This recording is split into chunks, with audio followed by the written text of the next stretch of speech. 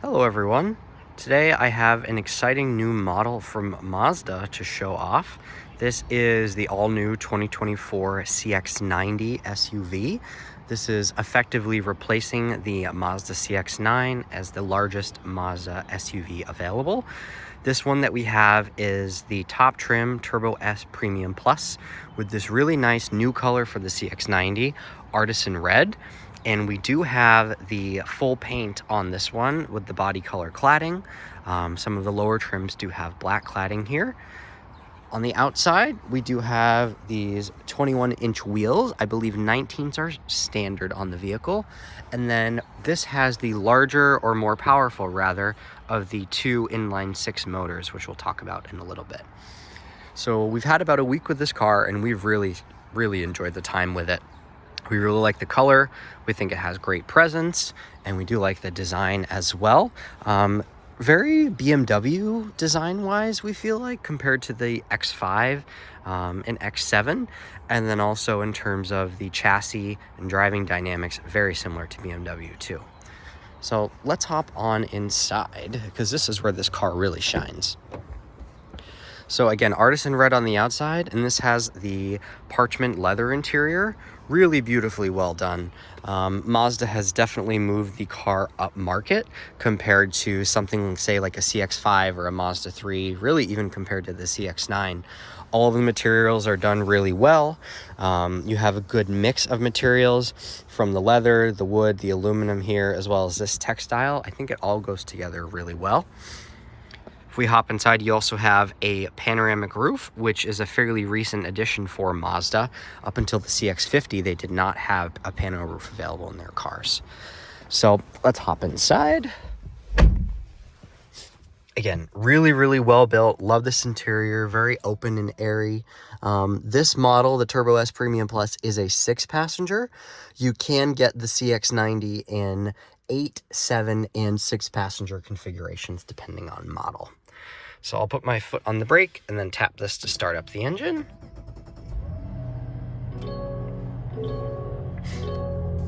So what you're hearing is a new engine for Mazda.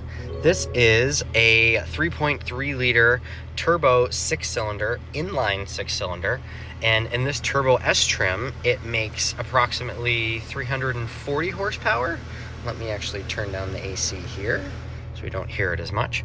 340 horsepower, 369 pound-feet of torque, mated through this 8-speed automatic. And this is a mild hybrid, so it does use regenerative braking as well as an electric motor assist to improve gas mileage, as well as start-stop in certain situations. Now, one thing that I must say takes a little bit of time to getting used to is the regenerative brakes, and this specific car are very touchy. Once you spend time with it, you will learn to modulate the brakes, but that was a little bit tricky, especially parking. And then also this 8-speed automatic, the functionality of the gear lever is a little unusual. You have to put your foot on the brake, of course, to put it into gear, but then you move it to the right and then pull back for drive. But then to put it into park, you have to do the same and push it back over. I wish this was like BMW's design, where they just had a parking or a P button on top and it would automatically go back, because you can actually shut the car off after driving and leave the car in gear, and it will not automatically put the car back into park. I can see that being a customer experience issue. But minor thing, just something I've noted. Up here, you do have this really nice looking screen, really great quality, and you do have wireless Apple CarPlay in the CX-90. I'm not sure if this is available on all trims, but this being a top trim, approximately $64,000, we do have that. Let's just pop this up here. So as you can see, full screen Apple CarPlay, and this is actually touchscreen as well. So you can go through, which is different for Mazda. Most people are used to using the rotary knob down here, which you still can do for some functions, but for Google Maps, you may find it easier here. So we'll go back here. Coming down to our controls, we still do have physical buttons, which are lovely. We do have heated steering wheel, heated front seats for the driver and passenger, as well as ventilated front seats. A nice add I'll show you guys in the back, we also have heated and ventilated rear seats, which is a nice add. Dual zone automatic climate control. You do have your different drive modes down here, as well as control for the radio, as well as source, parking brake, and auto hold. So let's take a look in the back seat. This is a family SUV, so the space in the back is very important. Would help if I unlocked it. So let's do that. So one thing that makes getting into this car really easy is these doors open at essentially a 90-degree angle. So if you have a car seat or you have a child that you're trying to get in the back of the car, very easy to do. Might make it a little tricky in a tight parking lot, of course, but in other situations like this, very easy.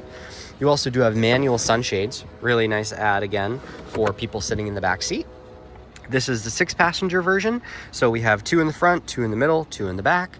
You have a center armrest with cup holders, and as I mentioned, you have your heated and ventilated second row seats. This is a really nice touch. I don't know that even some luxury brands, some luxury SUVs, even like the Volvo XC90, you cannot get ventilated rear seats. So kudos to Mazda for offering that. In terms of the third row space, it's not the largest, but it is there. It's fairly easy to access just by using that lever. And then if we move this back here, I'm about 5'8", and I would say the room is acceptable here. I wish I had maybe a little bit lower of a floor so my knees weren't up in my face, but I think it's acceptable. I do think that other 3 rows may do this a little bit better than the Mazda, but when you're back here, you do get cup holders on both sides, which is great, and both rear seat passengers get USB-C ports. So actually every seating position in this car has its own USB-C port. And we do have a nice view out the front as well. So let's go take a look at the cargo space.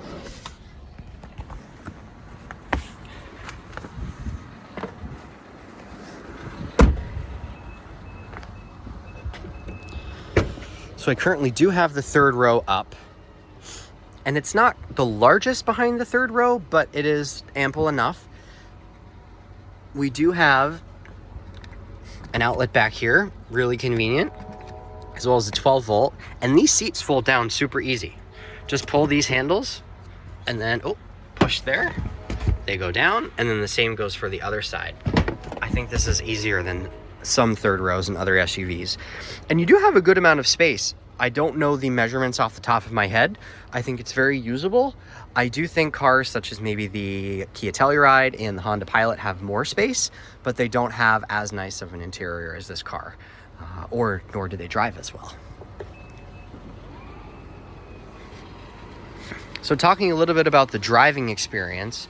So this has the turbo inline 6-cylinder, first for Mazda, at least in recent memory. 340 horsepower, 369 pound-feet of torque. Really smooth engine, great power delivery at all RPMs. The 8-speed automatic works well with it. It is a little confused, I think, at lower speeds as it lacks a torque converter. But once you are above, say, 10 miles an hour, 15 miles an hour, it's very quick to respond. And it does have quite the growl when you get onto you're merging onto the freeway. So I think this is a great engine for this car. With the mild hybrid technology, you can average about 25 to 26 miles per gallon with this. And this is a large vehicle. Right now, this one is, after about 4,000 miles, averaging a little over 25. And the EPA sets this at 23 in the city and 28 on the highway, which is almost the same as my V60 cross country with a 4-cylinder.